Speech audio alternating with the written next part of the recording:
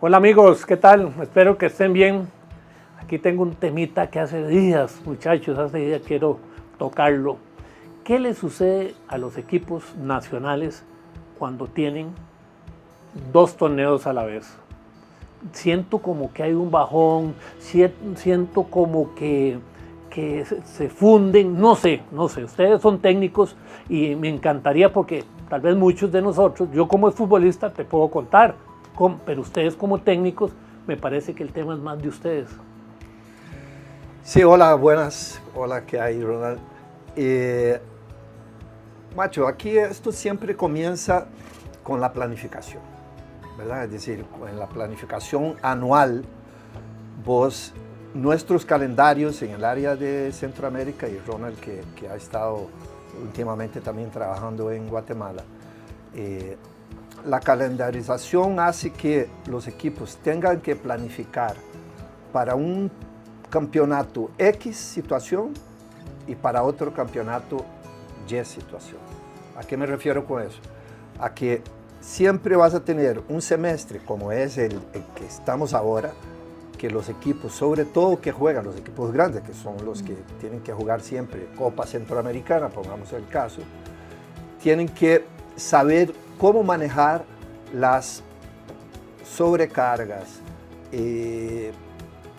diagramación de los viajes, nómina. Y el segundo semestre, que es un semestre dentro de todo más tranquilo porque prácticamente solo competís en el torneo local. Y me parece que una de las razones por las que los equipos nacionales sufren tanto es que quizás no le estén dando tanta atención al tema, uno, en este semestre que va hasta diciembre, de la sobrecarga, del manejo de cargas de los jugadores, que va muy unido con la cantidad de jugadores del plantel. Sí, pero Guima, a mí, Ronald, a mí me preocupa ver ayer a la Liga Deportiva Alajuelense, hablamos a nivel centroamericano, que en un momento el portero en el suelo, Rashid Parkin en el suelo, y me falta otro Keisher Pérez. Keisher Pérez antes de que lo sacaran. Entonces, y Fernando Piñar. Que andaba a gritos. Entonces, para nosotros televidentes, nosotros futbolistas, es preocupante ver un equipo a estas alturas con ese desgaste físico, si lo podemos llamar así. Sí, yo le agregaría eso que acaba de decir Guima, a la selección también. O sea, correcto, tiene que contemplar también en la planificación su equipo para enfrentar 2 torneos o hasta 3 torneos más la selección. Y digo tercer torneo, cuando termina Copa Centroamericana, normalmente los equipos clasifican a la Liga de Campeones de CONCACAF, donde están los equipos del norte, sí, ¿verdad? Que es la clasificatoria para Mundial de Clubes. Entonces tienes que lidiar con Campeonato Nacional, con Copa Centroamericana, ya establecido de acuerdo a la planificación de tu equipo, con los llamados de selección nacional, y en el siguiente semestre lo de la Liga de Campeones. Y ahora con todo esto de la planificación y también la supervisión de cargas, uno como entrenador trata de seguir lineamientos tecnológicos que actualmente existen, ¿verdad? Las pruebas de CPK, o sea, de la fatiga, la recuperación de los jugadores, como dice Guima, los viajes, y eso, bueno, que en Costa Rica casi no se viaja. Sí, es muy corto. Pero en otros países de Centroamérica hay que viajar en bus, son 10, 12, 14 horas, como la otra vez les comenté, que se viaja, por ejemplo, en Guatemala, y es una planificación muy compleja. Y para terminar la idea, ¿de qué depende? Bueno, del equipo, tienes que tener un equipo de acuerdo a la expectativa que quieras plantearte en el año. O sea, mi equipo, ¿qué va a jugar en el año? ¿Qué recurso de jugadores tengo para enfrentar 1, 2 o 3 torneos? Y ahí es una entonces es una mentira que los equipos de Costa Rica tienen una planilla robusta. No la tienen. No la tienen. Robusta, bueno, la estamos viendo. Sí, no la tienen. Y hay una situación que Ronald comentaba y que tiene toda la razón, que es, ambos hemos sido también entrenadores de selección. Y es que cuando vos haces una convocatoria de 23 jugadores, para un microciclo de selección, que son, ponerle ahora 10, 12 días, ¿verdad? Aunque ojo que FIFA está proponiendo ya para, no sé si para el otro año, para después del Mundial, hacer que las dos fechas se peguen. Es decir, prácticamente vos tenés 15 días con la selección. Ahí ya eso puede cambiar mucho. Pero ¿a qué voy con esto? Voy a que vos como entrenador, entonces muchas veces vos convocás 23. Los 23 sabes que a la larga de esos 23 hay algunos jugadores jóvenes que vos los estás llevando para empezar a ambientarlos en términos de selección nacional, pero que no van a jugar en esos partidos mucho. Entonces vos como entrenador de club, cuando recoges esos jugadores prácticamente las cargas de entrenamiento y ni que se diga de partidos son muy pocas. Y entonces vos tenés que ahí otra vez que hacer una readaptación de ese jugador, que si está en selección, es un jugador por encima del promedio tuyo, pero que pasó 10, 12 días entrenando al ritmo de jugadores que sí van a jugar en selección. Ese es otro ingrediente que también hace que este semestre sea un... Y se da, Ronald, lo viven ustedes totalmente. Completamente, uno lo vive y como dije, uno se aprovecha de recursos actuales con eso. Yo creo que la medicina deportiva ha ido también muy acelerada de la mano con el rendimiento de los jugadores. Y ahora existen demasiados métodos que se establecen de acuerdo a la exigencia que tiene el jugador. Entonces un preparador físico, para ponerlo así en mejores términos, un preparador físico puede decirte, Ronald o Macho, Pedrito, si no lo cuidamos en 2 partidos se puede desgarrar. Sus pruebas de CPK o de ácido láctico están muy altas y ese man tiene riesgo de lesionarse. O usted lo descansa un poco o lo saca a 60 minutos o le da 30 minutos o no sé, porque si no este jugador se revienta. Y eso, y aquí está Guima, que es entrenador también, eso normalmente uno lo escucha de su grupo de apoyo o de gente incluso de equipos que tienen departamentos físicos solamente exclusivos para darles información al técnico. Nosotros, a nuestro modo, ¿qué es lo que hacemos? Para hablar así bien folclóricamente, descansamos jugadores, como lo hizo Alajuelense el fin de semana. Sí, contra Guadalupe. ¿Sí? Descansa jugadores contra Guadalupe para que el martes no tengan una carga ya más acumulada, porque el partido fue el sábado, y entonces trata de jugar con eso, sacando 2, 3, 4 jugadores, para no darle esa exigencia que tendría que dársele a un jugador que después, bueno, se le lesiona y ahora viene otra vez. Ahora, Alajuelense, por ejemplo, que usted tocó el tema, juega el viernes contra Punta Arenas y el martes tiene que ir a Tegucigalpa. Entonces, toda esa dinámica tiene que ser acompañada, evidentemente, de estudios o de tacto o de visión o de hablar con el jugador para ver qué tanto está. Sí, pero acá nosotros, yo me acuerdo, porque fue el semestre pasado que nosotros estábamos adentro y era un tema siempre de discusión del cuerpo técnico. Y nosotros, teniendo todos estos datos que Ronald muy bien dice de los doctores, de los nutricionistas, ahora en Centroamericana se obliga a viajar 2 días antes, lo cual es de una gran ayuda también, pero mis compañeros, que Ronald los conoce, mis auxiliares brasileños, me decían, Guima, vamos con todo, o sea, no podemos estar haciendo esto de que vamos hoy darle descanso a este, mañana al otro, no.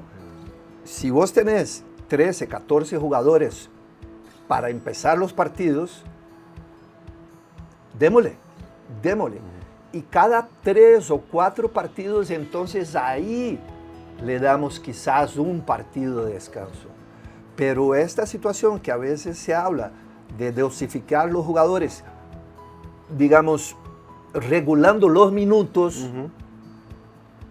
esa teoría, en el caso de Brasil, no se hace mucho. O sea, vamos, Macho es titular, Ron es titular, yo soy titular, vamos.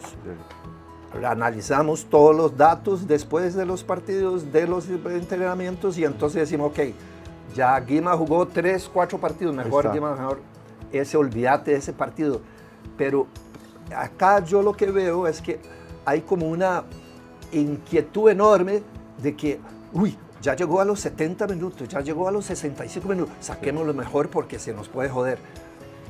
Y si no tenés nóminas muy grandes, realmente que vos tengas 2 jugadores por puesto, por lo menos, ahí se... Es que yo lo veo y lo analizo, de que veo que el técnico tiene planificado el semestre, ¿ok? Tiene planificado. ¿Quién planifica el campeonato acorde para que el técnico pueda planificar bien? Si aquí pueden parar por A o por B, no está como dijiste en el programa anterior, de que en Guatemala ya está todo establecido por años. Aquí no lo veo, microciclos chiquititos para el nivel de federación, para el nivel de selección, pero aquí, en general, aquí se hace todo por necesidad. Por necesidad, okay. Y por urgencia, porque no veo la planificación de los mismos dirigentes. Ahí es donde quiero tocar, de los mismos dirigentes, que no sé si porque no saben, no sé si porque es el aspecto económico de cada club de la misma selección, que no veo una planificación. Y sí le exigen al técnico planificar, porque se lo exigen por resultados. Sí, sí. ¿Sí? Ahora también con eso que ha estado sucediendo en la eliminatoria, incluso se ha conversado de que es urgente un microciclo de selección, por ejemplo, están diciendo que lo quieren incluir dentro de este calendario que tenemos ahora. Y ayer hubo una petición, creo que de parte de la Federación a UNAFUT, para poder darles un espacio entre la fecha 12 y 14 a la selección previo al partido contra Honduras. Eso se está haciendo por una urgencia, por lo que estamos pasando en este momento en la eliminatoria, pero eso no está planificado desde antes. No, correcto. El técnico nacional no lo pidió desde antes, y eso es normalmente una planificación de una eliminatoria. Y bueno, Guima, que ha ido a 2 mundiales y ha participado en eso, yo no he sido técnico en eliminatoria todavía. Normalmente uno en esa planificación inicial que dijo Guima, usted tiene que tenerlo contemplado y meter microciclos, aunque usted crea que no lo necesita. Sí. ¿Verdad? Uno tiene que ponerlos, tiene que calendarizarlos. Y entonces después usted verá ya en el transcurso, porque pasan siempre cosas, y después o los ocupa o si tiene el campo no los ocupa, pero normalmente se los tiene que meter, porque si no entonces vamos a ir al punching ball, o sea, vamos a ir de acuerdo a la urgencia pedimos. Y eso, Guima empezó desde el primer comentario con una palabra importantísima que para mí como entrenador es fundamental, que es la planificación. Sí, eso, como se dice popularmente, es mejor pedir perdón que pedir permiso, ¿verdad? Claro. Es decir, a lo que voy es que cuando vos haces tu planificación, si vos lo metes y después no lo vas a usar, más bien la gente agradecidísima. Claro. Pero si vos no lo metes y después venís a pedir, obviamente uno como entrenador de club, en este caso, va a decir, hey, suave, ¿cómo? Si ya yo tengo planificado, bla, bla, bla, bla, bla, bla. Pero obviamente esta situación... Aquí hay una cuestión... Tenían que haberse visto en blanco y negro cuando se hace la planificación a nivel federación y a nivel club. Aquí hay un tema, llamémoslo así, que sí me llamó poderosamente la atención y que para mí, dentro de mi conocimiento, fue error del técnico. Viene la etapa de selecciones, el tiempo de selecciones. River Plate tiene 12 días de descanso por la fecha FIFA. Sí. 12 días de descanso. Marcelo Gallardo agarra y en esos 12 días cambia el modelo táctico. Juega con línea de 3, donde nunca ha jugado con línea de 3. Sí, sí. Y jugó un partido antes para enfrentar a Palmeiras, que hoy, para enfrentar a Palmeiras, que hoy van a jugar. No le da resultado lo que él planificó y como lo vio en el partido. En el mismo partido cambia línea 4 y ahí medio se salvó con un 2-1. Hoy viene. Para mí se equivocó el técnico. Se equivocó el técnico porque así lo vio y nunca había jugado de esa forma. Eso sí lo veo yo como un error del técnico. ¿Qué sucede ahí, Ronald? ¿Cómo echas para atrás o es en el mismo momento como él lo hizo? ¿Cómo entraría hoy? Porque hoy juega contra Palmeiras. Sí. Macho, Es rico porque, sí, porque ahí sí. lo que pasa es que hay, digamos, y eso nos ha pasado, ¿verdad? Como entrenadores, porque nosotros, en este caso los tres, lo vivimos como jugadores también. Es decir, cuando el técnico hace alguna variante en su funcionamiento normal, porque te toca X equipo, los jugadores muchas veces se quedan como un pie para adelante y otro para atrás, como diciendo, de ahí suave. Entra duda. Porque este chavalo acá está haciendo este cambio si nosotros somos fulano de tal y como acá vamos punteando el torneo, tenemos tradición en estos tipos de torneos, etcétera, etcétera, etcétera. Es un detalle que hay que tomar mucho en cuenta, que a la larga, cuando ya se dan los partidos, uno como entrenador dice, suave, le entra, por más experiencia que se tenga, te entra la inquietud. Claro. Uy, quizás no. Sí, no voy por ahí. Sí. Sí. Y también eso depende mucho de esa comunicación y esa, digamos, esa parte palpable que uno tiene que tener con los jugadores, porque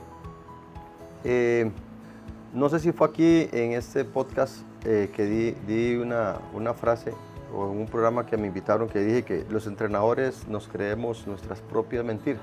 Es un eslogan famoso de Juan Luis Hernández que siempre lo decía. Y entonces nosotros podemos creer y pensar muchas cosas y nos imaginamos el partido, pero al final son los jugadores, macho, los que juegan, y si los más no se sienten cómodos jugando con 3 y prefieren jugar con 4, usted, aunque empiece el partido con el modelo que usted pensó y con lo que usted se imaginó, al final son los jugadores los que te responden. Eso también tiene, digamos que en el aporte mío en este tema podría ser así, porque me ha pasado un montón de veces.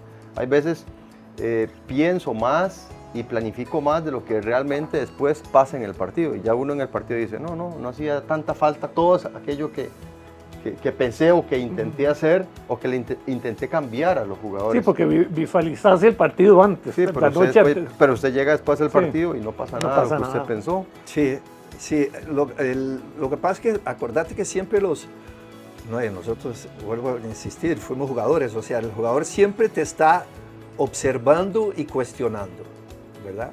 Entonces, si durante el partido vos empezás haciendo algo diferente, por ejemplo, y ese algo te va dando resultado, chao, o sea, te ganaste ahí mitad de la temporada para ir introduciendo cambios, por ejemplo. Pero si introduciste algo y no te dio resultado y seguís machacando sobre eso, los mismos jugadores van a decir, suave, pero... Esa duda se acrecienta del jugador.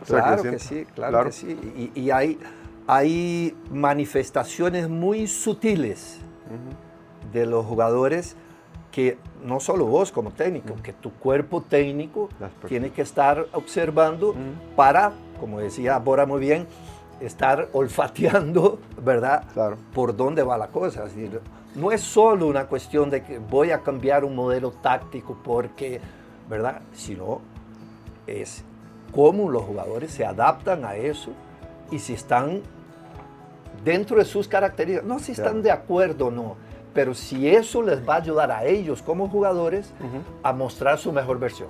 Así es. Sí, exactamente.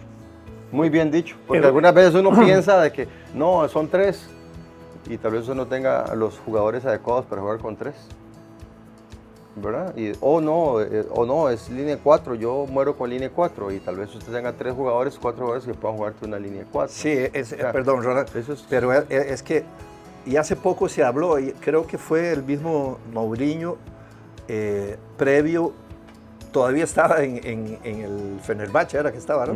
Y él decía, llegó la prensa portuguesa a hacerle una entrevista y él decía, morirme yo con la mía. No, eso no existe ya en el fútbol actual. no existe. O sea, yo como entrenador tengo que estar constantemente evaluando a mi plantel para percibir que, suave, esto por aquí no va, es la mía, pero por aquí no va, voy a hacer unos cambios porque si no... Sí. Entonces, porque claro, si no sucede lo que está sucediendo, claro, 3, 4, 5 partidos, Hernán tuvo 8 partidos, el otro tuvo 7 partidos, chao, gracias, que siga, el que, como decía Peluca, el que sigue. El que sigue, el que sigue. Sí. Una vez me encontré a Fabio Capello, ¿te acuerdas que vino aquí a dar un curso? Sí, claro. Mi hermano Luis lo trajo, aquí lo tuvo. Y estábamos en Madrid y lo vimos en un restaurante. Y como buenos ticos fuimos a saludarlo. Y comenzamos, muy buena nota, comenzamos a hablar con él. Y una de las cosas que él decía, que lo difícil del técnico no es tanto el conocimiento, es convencer a no toda la planilla, a ver si comparten conmigo, bueno, con Capello, no a toda la planilla, convencer estratégicamente a miembros de esa planilla a que crean en él. Así es. ¿Cómo anda? Completamente. Yo soy de esa teoría. Total. Sí. Total. Yo por eso dije, también he dicho, y ya también aquí lo dije, en los últimos años de mi carrera como técnico sí me he actualizado con respecto a la táctica, la técnica, los trabajos, el diseño de tareas, pero le he metido mucha atención a la gestión, porque es que el jugador tiene que creer en usted. Si el jugador no cree en usted, por más planteamiento que usted quiera hacerle, por más instrucciones, el jugador tiene que creer en su trabajo y tiene que creer en la idea, como dijo Flaco, o sea, tiene que, si le gusta lo que ve y lo que escucha y como usted trabaja, el jugador va con usted. Si no, es muy difícil, muy difícil. Yo pienso que ahí es donde ahora el fútbol ha cambiado mucho, de que este tipo de gestión los jugadores ahora la están absorbiendo de una forma diferente como era antes. Sí, porque el jugador también ha trasladado mucha responsabilidad al cuerpo técnico. O sea, el jugador en la cancha quizás termina el partido y él llega, se siente en el camerino y dice, yo hice lo que el señor me dijo. Entonces, Pero si yo, Flaco, quédate ahí, y si yo vengo como jugador y tengo gambeta y tengo dribbling y me dan una función específica, táctica, tengo el derecho de pensar eso. Yo hice lo que el técnico me dijo, haberle quitado creatividad al técnico. No en esta época, desde atrás, porque para mí, aquí en el fútbol nacional, hubo un antes y un después de los checos. ajá, sí. Yo lo viví con Iván en Alajuela. Hubo un antes y un después de los checos. Imagínate lo que nos estamos tirando para atrás. Sí, Le hemos quitado creatividad al jugador. sí, sin duda alguna. Sí, sin ninguna. Yo también considero eso. Y algunas veces por esa misma, vamos a ver, presión resultadista, que nos vemos ahí algunas veces sometidos los técnicos, e intentamos que todo sea como más rígido, un poco menos a ese talento, aunque uno nunca le intenta quitar el talento a un jugador, pero sí le otorga una responsabilidad táctica, sin ninguna duda. O sea, ya aquello de los jugadores que solamente tenga la pelota y que vamos a confiar en lo que él haga el 10, nada más, y no. O sea, ahora todos los jugadores tienen que tener una misma responsabilidad, claro. La distribución de talentos, como en todo equipo, siempre hay, habrán unos más buenos que otros más diferentes. Yo les llamo jugadores especiales, o sea, los jugadores que son un dolor y que usted tiene que tenerlos ahí y que tiene que convencerlos por medio de gestión, o los que no son tan buenos, ¿verdad? Que son los más luchadores y usted los tiene que mantener ahí como soldados. Entonces, esa diversidad de caracteres y de criterios de jugadores, yo digo que ahí es donde está la habilidad del jugador.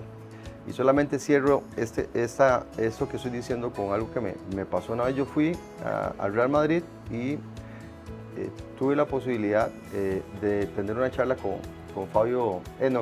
Ancelotti. Y entonces me acuerdo perfectamente que yo entré y estaba él en la oficina, estaba fumándose un puro y bueno, ahí fue gracias a Keylor que me llevó a esta pasantía. Se identificó mucho conmigo porque él había jugado el Mundial de Italia 90, Carlo Ancelotti, y yo había jugado el Mundial de Italia 90, y entonces, bueno, y sí, que Costa Rica, que todo muy bien. Entonces llegó un momento en la conversación, se va Keylor, ¿verdad? y me dice el señor, y bueno, ¿qué quiere saber? Y había una pizarra de esas que usamos los técnicos, y tenía la alineación, ¿verdad? 2 días después iban a jugar contra el Bayern de Múnich por Champions. Keylor, Marcelo, Ramos, Kroos, Modric, Ronaldo, Benzema, ¿verdad? Aquel equipo campeón de Madrid. Y él me dijo, ¿qué quiere saber? Y yo le dije, de táctica nada, yo quiero saber usted cómo hace para manejar ese equipo. Y él se rió y me dice, ¿sabe cuál es el mejor consejo que te puedo dar? No te fijes en todo lo que hagan ellos, no les des pelota. Si usted ve algo que le moleste, quite su mirada y no se desgaste, ¿verdad? Entonces dije yo, oh, mira, después de eso 2 o 3 cosas más, pero 0 tácticas, y me quedó marcado. ¿Qué significa eso? De que hay veces uno como entrenador no tiene que desgastarse en esa parte con jugadores que usted tiene en su plantilla para poder hacer que las cosas fluyan. Sí. Y te dio el consejo uno de los entrenadores que tiene fama de manejar muy bien el camerino. ¿Quién sabe cómo está ahora en su canariña, Guimo? No, todos dicen que se han quedado impresionados. Lo que uno percibe, lo que uno lee y conversa con alguna gente allá es que todos se han quedado impresionados de esa, como dicen los españoles, ¿no? De esa mano izquierda del señor para poder manejar. O sea, el tacto que él le ha dado al tema Neymar, por ejemplo, ha sido de un maestro. ¿Entendés? Pero Ronald tuvo mucha suerte. Cuando Keylor le consigue, va allá y habla con Ancelotti, y Ancelotti le... Sí. Porque yo comenzando, ¿no? Intenté lo mismo.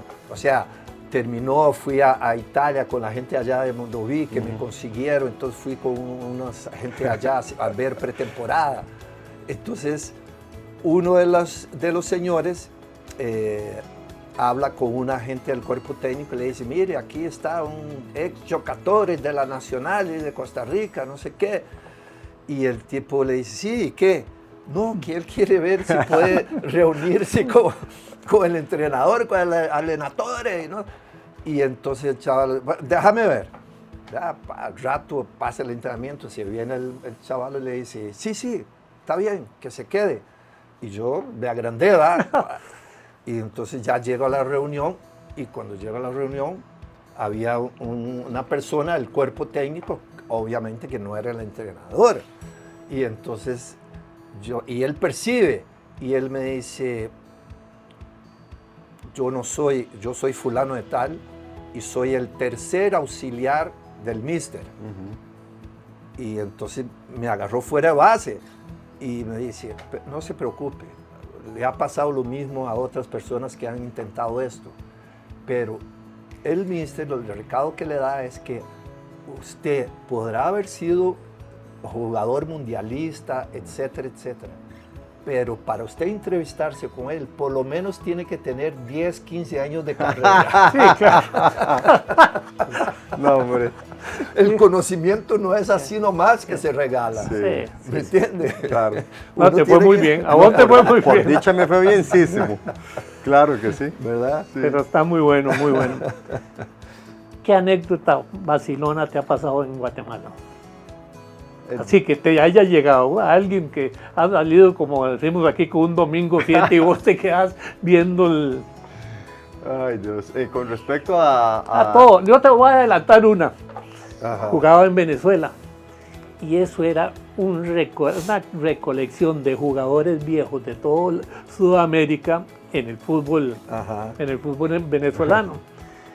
En el Valencia, donde jugaba yo, estaba el negro Félix Salinas, fue lateral de la selección peruana en México 70. ¿no? Un negrote que Rodolfo Mills es así de flaco a la par de él. ¿no? Y hicimos buena amistad. Y un día me invitó a la casa a cenar, que él iba a cocinar y todo el asunto. Y le digo, ok, ¿a qué hora llego? 7:30. Y le digo, voy con mi señora y con mi hija. Sí, lleguen. Y no sé, no pude ir porque mi hija se enfermó. Y solos, los que hemos vivido claro. solos, y no le avisé. Horror. Entro al día siguiente a entrenar y me salió el utilero y me dice, no puedes entrar al estadio. Yo, ¿por qué? ¿Qué pasa? Pero yo no tenía la menor idea. ¿Por qué? Te está esperando Salinas y te va a matar.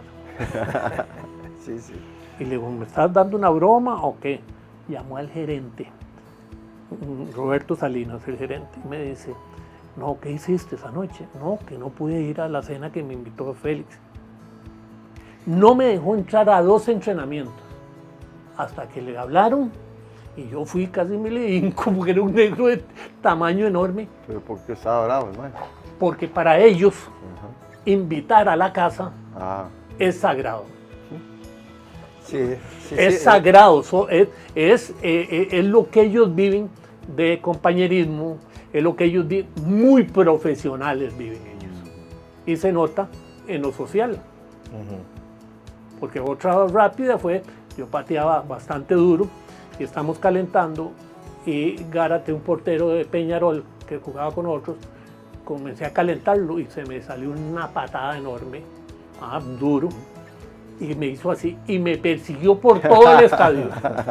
Si me quebras la mano, hijo de tal, ¿de qué viven mis hijos? Y yo por todas las graderías corriendo y él detrás hasta que lo paré. No, por favor, no me di cuenta. Ese tipo de profesionales, les cuento esas 2 anécdotas porque aquí no se vive tan de lleno. Esto no se les puede tocar. Es la plata de ellos del futuro. Sí. Son anécdotas ricas que deberíamos de... ¿Se da aquí? No, aquí no. No, es que la experiencia, y Ronald estuvo allá con nosotros un tiempito, que uno ha vivido en Conmebol, en Sudamérica, el contexto del ser profesional de fútbol es otra cosa totalmente. O sea, a mí me tocó jugar Libertadores contra equipos uruguayos, contra equipos argentinos, contra equipos brasileños. De verdad que esos chavalos ahí en la cancha se matan. O sea, usted no me va a quitar el pan de mi casa. Eso es. Yo también creo que ese sentimiento nosotros lo hemos perdido completamente. Digamos, uno de los legados más grandes que yo tuve como futbolista fue evidentemente el Mundial de Italia 90. Pero yo tenía 19 años en ese Mundial, pero de lo que siempre me acuerdo de todos mis compañeros, incluyendo Guima y otros que eran 10, 12 años mayores que yo en aquel momento, fue ese arraigo, ese compromiso, ¿verdad? O sea, ahí nadie se podía sombrear, o sea, tenía que ser leal en todo aspecto, y eso me lo inculcaron ellos y después yo lo inculqué a mis generaciones, digamos, ¿verdad? Intenté ser así, pero o sea, antes hoy no te entienden, antes en un partido uno no puede decir que es que no tenía actitud, o sea, uno no puede decir que es que no tuve actitud para jugar, o sea, usted podía jugar mal, pero usted mínimo tenía que correr y meter. Eso es como un mensaje claro. Ahora se escucha mucho, sí, es que no tuvimos actitud o no estábamos muy concentrados. Bueno, yo no sé si usted a un brasileño le va a decir que se tiene que concentrar cuando se tira ahora, como estamos viendo partidos de Libertadores o de Sudamericanas. Sí. Ayer, por ejemplo, vi Fluminense de Lanús. O sea, ahí usted no le comen usted recepciona y piensa 3 segundos, le comen los tobillos. O sea, Racing Vélez. Racing Vélez. O sea, qué locura esa idiosincrasia o ese empoderamiento futbolista que no solamente conlleva el talento, no, sino, como decía Guima, todo lo demás. Es algo completamente muy intrínseco en ellos que nosotros, yo digo que nosotros hemos perdido. Nosotros lo hemos perdido en nuestra área. Y no hay mucho, Guima, de nuestros padres, yo abuelo, que no les hemos inculcado como antes. Copiame el valor, las ganas de salir, la guerra por... Es que comparándolos con hoy. Lo que uno ha percibido es de que más bien los papás, o sea, las familias, incitan al jugador joven, al que va a ser futbolista, muchas veces a ser insubordinado, porque le han trasladado toda la carga familiar a esos chiquitos. Ahí está, eso es. ¿Entendés? Entonces, el muchacho a la larga llegó tarde al entrenamiento o cualquier cosa de esa. No llega a su casa y no hay, sino voy a ver. Sí. Sí, Entonces, todos tenemos también, ¿verdad? parte de eso. Parte de eso. Sí, sí, completamente de acuerdo. Entonces, claro, si aterrizamos lo que estábamos hablando al comienzo, y entonces viene, vos jugás martes, viernes, lunes, etcétera, etcétera, etcétera. En hacer eso, esa dosificación en Sudamérica es mucho más complicado. Porque los jugadores no quieren salir. No quieren salir. Porque para entrar es muy difícil. Entonces cuando vos decís, no, ¿cómo, profe? No me haga eso. Entonces acá ese chineo conlleva... Es cierto, y hay una entrevista muy famosa ahí en las redes de Valderrama, en un momento que... El pibe. Del pibe Valderrama, que le dijeron que si él algún día lo habían rotado, y dijo, ¿rotado? A mí, no, yo siempre quiero jugar. A mí me sacan cuando ya yo no pueda jugar, pero a mí rotaciones, no, y eso siempre se respeta, evidentemente, a todos los entrenadores, colegas ahora, pero yo soy del corte también, es decir, yo tengo un equipo y yo puedo jugar con mi mejor equipo, yo juego con mi mejor equipo. El próximo partido veré qué hago, pero mi mejor equipo siempre lo intentaré sacar, a no ser de que haya una molestia, una lesión o algo médico que impida que este jugador... Pero por otra forma, no, uno siempre quiere competir con lo mejor, y más en este tipo de torneo, un torneo como el nuestro o como en Copa Sudamericana. Usted falla en su apreciación en una situación de esas y eso le cuesta a usted el liderato o el campeonato, o el liderato o la clasificación. Entonces, de ahí queda como ahí a medias, ¿verdad? Y hay cosas que pasan, o sea, hay cosas, o sea, por ejemplo, vea qué curioso, a Matarrita yo creo que lo descansaron contra Guadalupe. Sí. Y después jugó solamente 14 minutos. 14 minutos. O sea, son improvisos que pasan, ¿verdad? Que uno dice, no sabe, y evidentemente quedarse con un hombre menos. Más bien, ahora los jugadores se tuvieron que exigir el doble, los 10 que quedaron jugando después de la expulsión de Ronald. Sí, el desgaste fue terrible.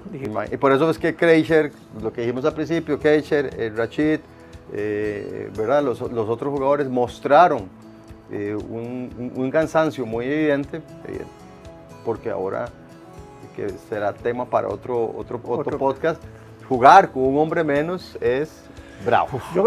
Este es el último ya para cerrar este podcast hoy. ¿Cómo yo como dirigente puedo decirle a los técnicos, este cuerpo técnico no lo quiero? Porque tengo a don Ronald y tengo a don Víctor Acuña aquí de planta. ¿Con qué criterio meto yo en un cuerpo técnico, que lo acabamos de hablar, comenzando este programa, que es parte fundamental en planificación, en nutrición, en todo lo que podamos hablar? No te voy a pedir que en Costa Rica exista un cuerpo técnico de 18 miembros como se da, sí. Ok, pero yo creo que el cuerpo técnico de hoy tiene que ser fundamental, más que viene la crisis y se va el técnico y me quedo yo. ¿Cómo vamos a manejar esto? Te queda el preparador físico y el mío. Claro. No, te la contesto como un tema para próximos programas. Próximos programas. Lo que más uno percibe cuando uno llega a un equipo, ¿verdad? Es quién quedó de lo que había. Sí. Y cómo puedo o no agregar a esos profesionales a mi trabajo. Ahí te la dejo. Muy buena. Ronald. No, yo exactamente igual, y me acaba de pasar a mí también. Llegué y me querían después poner una persona en la comisión técnica que había sido entrenador antes en el equipo. O sea, la historia se cuenta sola. Hasta luego. Bueno, muchachos, muchas gracias acompañarnos en este rato que creemos que ojalá que sea ameno y que tengan otras herramientas para ver el fútbol diferente. Chao.